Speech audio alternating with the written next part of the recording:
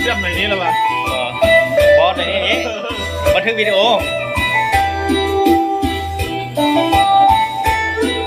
ขอบใจเด้อ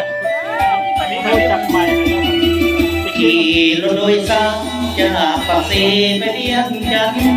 คนโดยสารโซกันว่าโคตรใจใบให้ทองล้อโคตรใจใบซื้อปีไก่หน้าปงโอปะเห็นหน้าปงมันมีปีกไก่ใหญ่เมื่อได้มาเห็นเพียงครั้งเดียวก็ลุ่มลงน้องสาวงามหน้าปงหินเมืองคงประทับใจเลยจงองค์ทรงโดดน้องซื้อปีกไก่ยินแต่เพิ่นก้าวไว้เป็นคำของตองใส่กันปีกไก่หน้าปงแก้มกับเหล้าขาวเมืองคง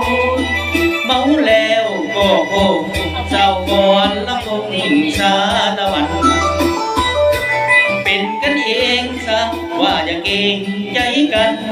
โอนจังว่าสารวันไอ้ต้องอยู่ขึ้นโยลงถ้า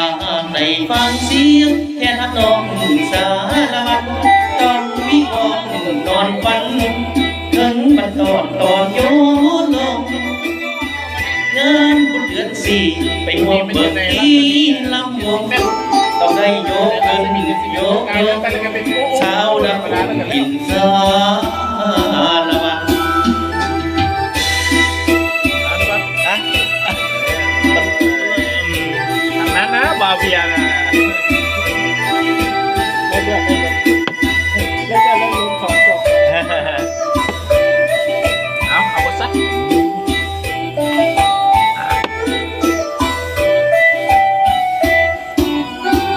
ปีกไก่หน้าโปงแก้มกับเหล้าขาวเมืองคง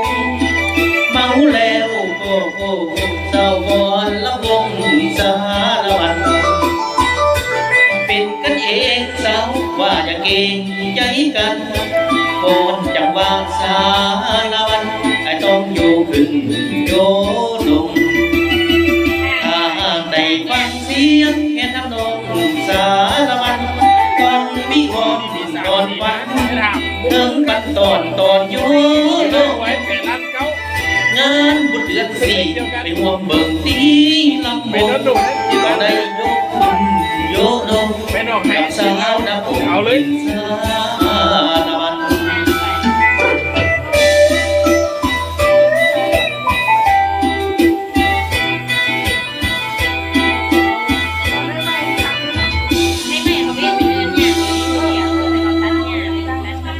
เครื่องนี่มันมาแต่ไทยเครื่องมีแต่อยู่ลาวมีแต่เฮ็ดตูโคงมันซื่อๆส่วนใหญ่เครื่องมาแต่ไทยหา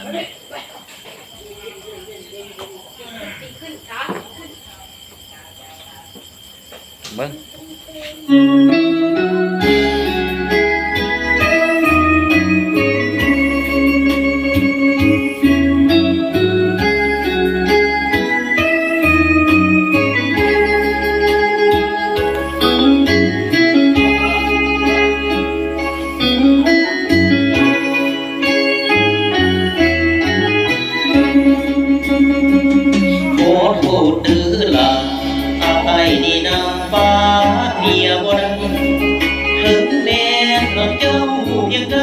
ไอ้ปังหาบ่ได้แล้วอย่างนี้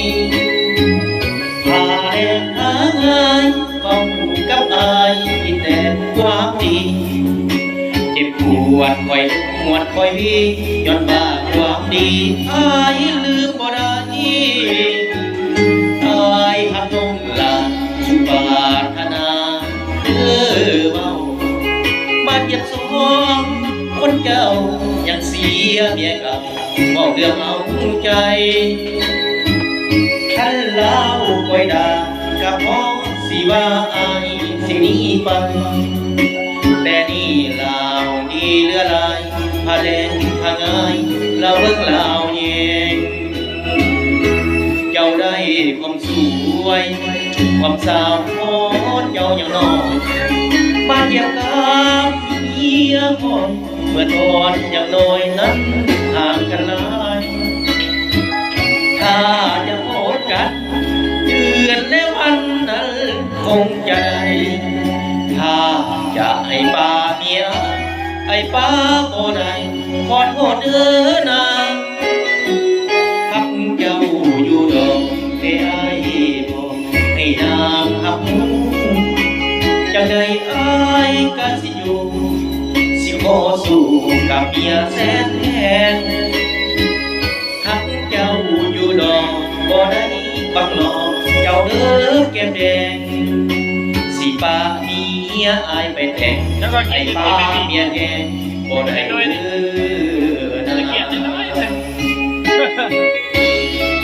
เอาไปใส่กระตารถจนไม่ลืม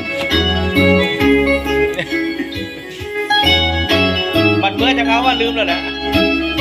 เอาลองไหมแค่กล้องไม่ลองไหม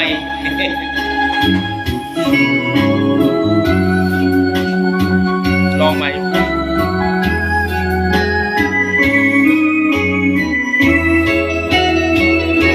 เจ้าได้ความสวยความสาวขอเจ้าอย่างน้อยบ้านเหยียบกามมีคอยเมื่อตอนนั้นอย่างน้อยนั้นห่างกันหลายถ้าจะโหดกันเดือนและวันนั้นคงจะได้ถ้าจะให้ป้าเมียให้ป้าบ่ได้ขอโทษเด้อนางฮักเจ้าอยู่ดอกให้ไอ้บอกให้นางฮักจังใดไอ้ก็สิอยู่สิขอสู้กับเมียแสนแทนฮักเจ้าอยู่ดอกบ่ได้บังหลอกเด้อแก้มแดงสิป้าเมียอายไปแต่งให้ป้าเมียแทนบ่ได้เด้อนาง